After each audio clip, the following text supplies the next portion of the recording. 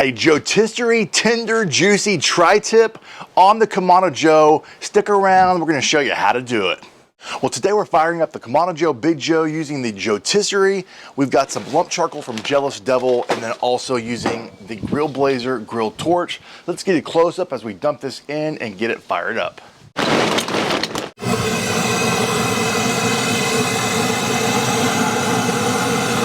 Season this with some salt, pepper, garlic, a rub that I'm coming out with, and it also has some celery seed in it. We're going to be using the meter plus to monitor temperatures, but we seasoned it with all sides. It has great marbling. We salt brine this 2 to 3 hours before in the refrigerator. I also trimmed off the fat as well, and now we've seasoned it and we're ready to put this on the Kamado Joe Big Joe.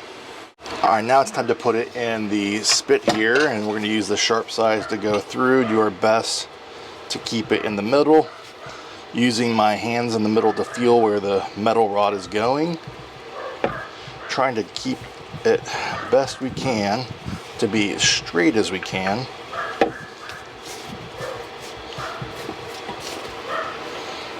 And then here we go. So just like that.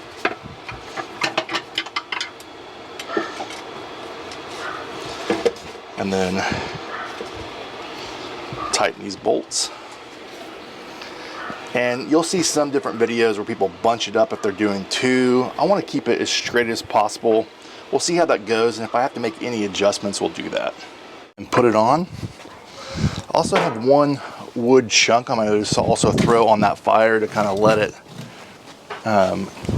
combust, and then we're going to go ahead and spin this. And what you're going to notice is I've kind of got it to the left, so what I'm going to do is loosen this up briefly, just kind of scoot everything down.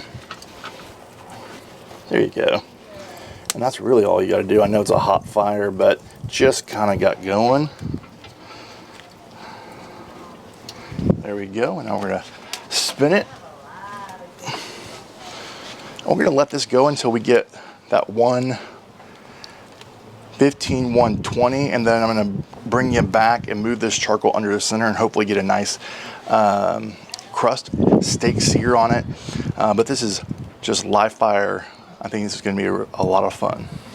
While this is spinning, we're going to make some chimichurri because that's just delicious with tri-tip. So I'm going to be using Al Fragoni's stuff here. Pop this lid. So we're doing one part of the chimichurri, 1 part of the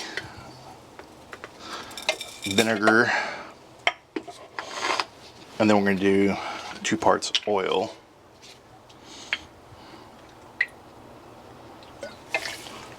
And we're going to let this sit for 1 minute, let it all activate. I'm going to use my, just because it's available, mix this up. Let it activate for 1 minute, and then we'll come back and put 2 parts olive oil, and we'll be ready. Just enough. This is just enough. This is like a 1/4 cup. All right, so we're back. So we're gonna now do 2 parts oil.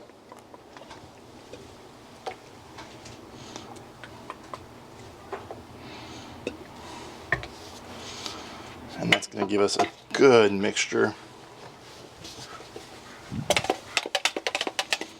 Oh yeah.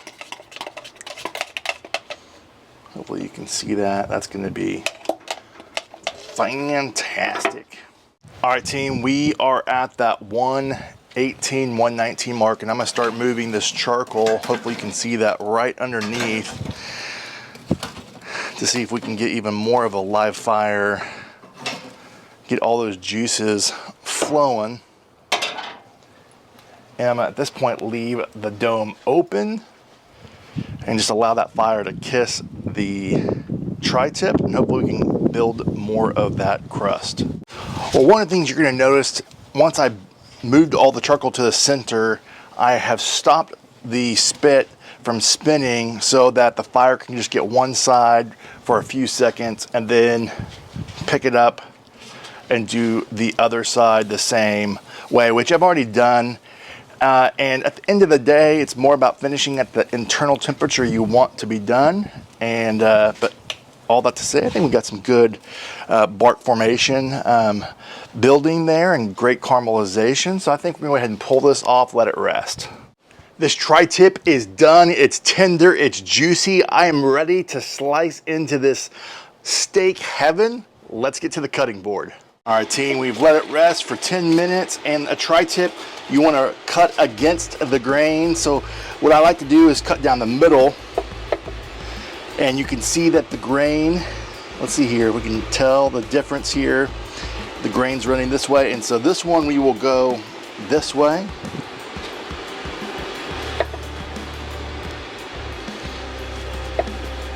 Hopefully you can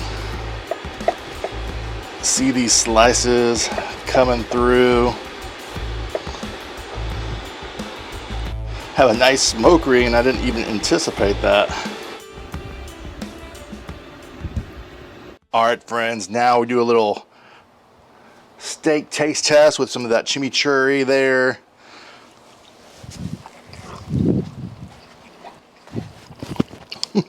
Yes. Now that was delicious. Now, hopefully in this light you could see the steak blooming and turning color, that medium rare to medium. My family likes it more medium than medium rare, so I think we cooked a little longer for them. But overall, the flavor is outstanding. I taste the peppery flavors and the salt, and really just that chimichurri, just complementary to tri-tip. It's just such a good pairing, so simple. So overall, man, there's so much you can do on the Joetisserie and get creative to kind of interact with the fire, and banking all of your charcoal is a huge win. Usually less is more. One wood chunk to get that little smoky flavor. I even got a smoke ring out of that, and like I think this overall cook was like 45 minutes because you're directly over the fire. And then I ramped it up at the very end, moving all that charcoal underneath the tri-tip, and that just elevated that crust. Let it rest for 10 minutes and we are done. Friends, if you like videos like this, let me know in the comments what you thought of this tri-tip. And if you're going to be trying a rotisserie or a Joetisserie tri-tip, put that in the comments. And again, from my backyard to yours, less hate, more love, good barbecue. Till next time.